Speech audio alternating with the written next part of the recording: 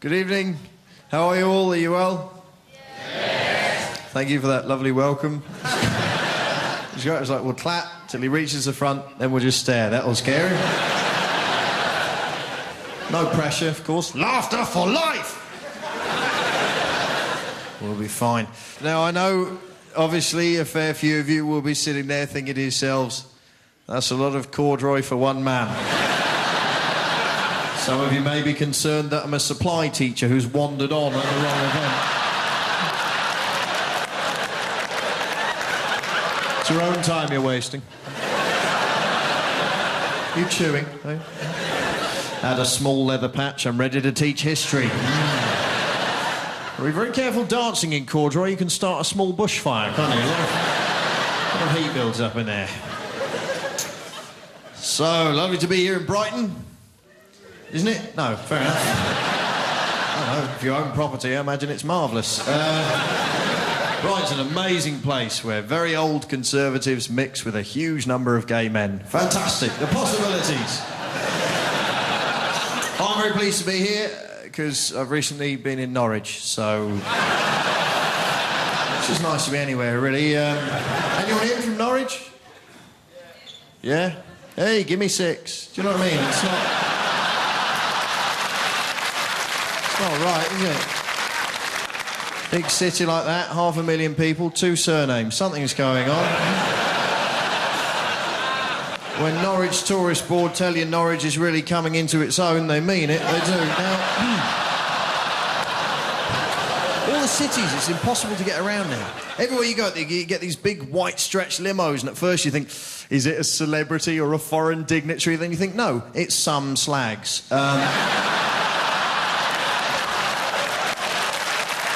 No one's sure how many slags, because the windows are tinted.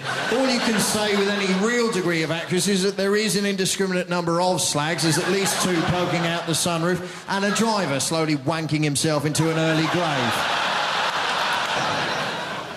So it's very hard to get around in cities. I live in London. We've got the congestion charge. They brought that in. The whole of London went, fuck that, it's not going to work. And then it worked, and they went, well, fuck it anyway. Yeah. And now they're trying to extend the congestion zone area into the royal boroughs of Kensington and Chelsea, so we've got a lot of people going, oh no, £5, however will I afford it? Poor me. New rule, if you got no chin, you pay twice, you twat. And I worry about stuff. You know, I like movies and PlayStation and stuff. They say kids these days are influenced by these new hyper-violent computer games. I mean, that's nuts, isn't it? If we've been influenced by the computer games from our childhood, we'd have to go and go like, beep.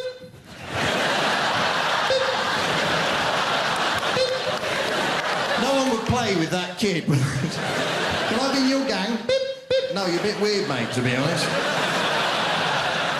It's rubbish being influenced by computer games. Imagine being influenced by Pac-Man. You have to like walk around in a darkened room munching pills and listening to repetitive music.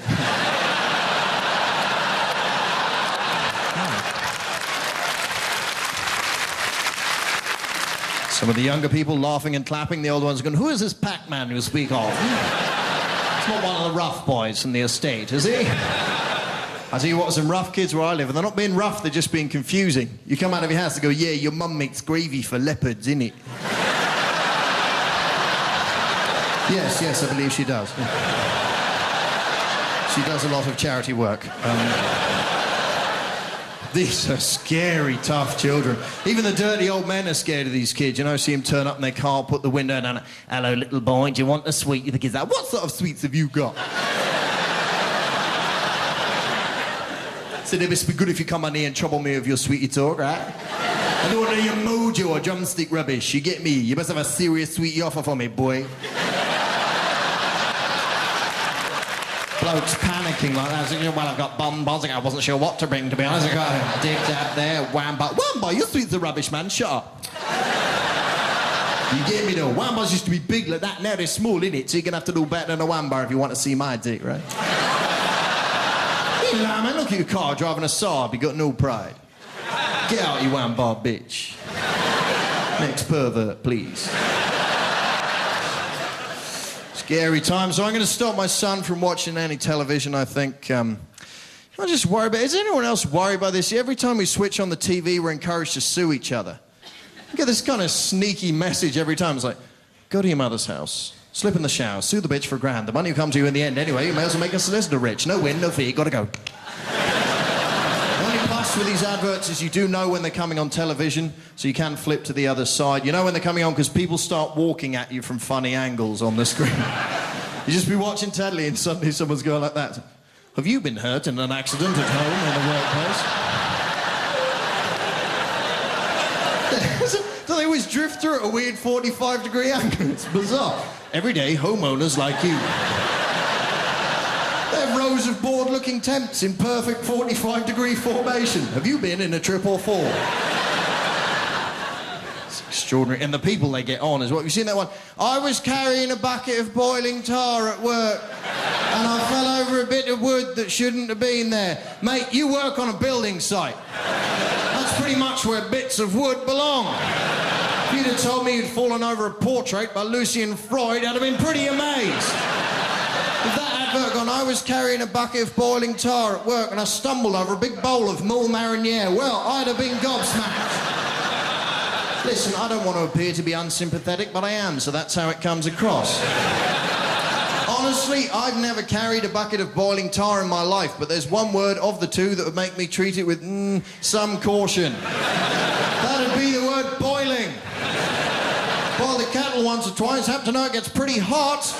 Also seen 1 or 2 episodes of Casualty, happen to know that tar will stick to you like a bitch. In fact, that's why they call it bitumen. You would think, would you not, that rule 1 in the guidebook of how to carry buckets of boiling tar be look where the hell you're going, numbnuts. And if it's not them, it's debt consolidation, isn't it?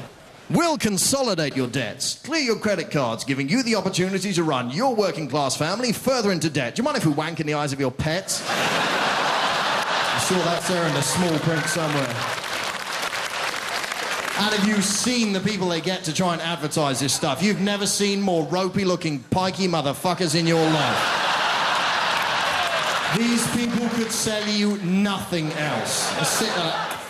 It was so easy. It was just one phone call. They said, have you got an house? I said, yeah, I've got an house. I said, do you want to borrow $5? I said, yeah, I'll borrow $5. Now they own my house. Easy. Oh, Kathy, I don't know what we're going to do.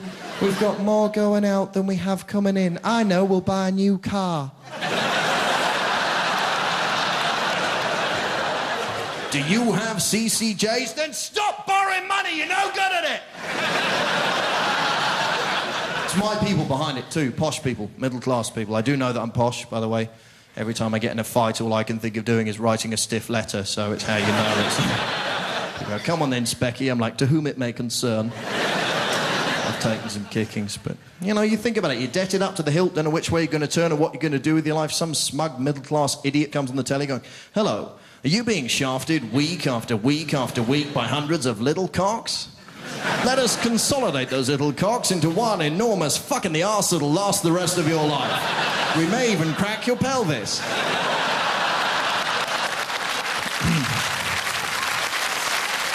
You've been a lovely audience, and I can honestly say that I always say that, so that's nice. You've got a great show ahead of you. Thanks for being here tonight. I'm Marcus Brigstow. Thank you. Thank you. The lovely Marcus Brigstow.